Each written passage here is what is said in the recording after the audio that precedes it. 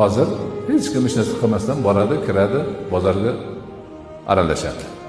Holbuki bozor insonni eng ko'pda yo'ldan uradigan muassasa bozor. Payg'ambarimiz alayhisolatu vassalom Allohning eng yaxshi uylari masjiddir. Eng rasvo joylari bozordir degan. Chunki bozorda sotuvchi xaridor sotuvchini aldashning payidan bo'ladi.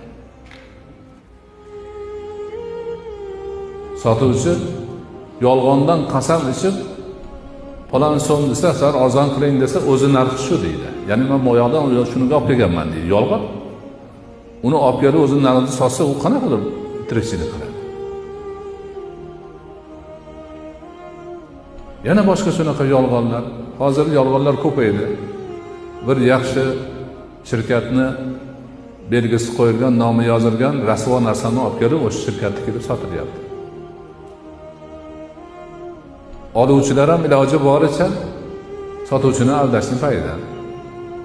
U deydi, bu deydi, nima desa deydi. Shuning uchun bozorga kirishda Allohning panohini so'rab ketish kerak.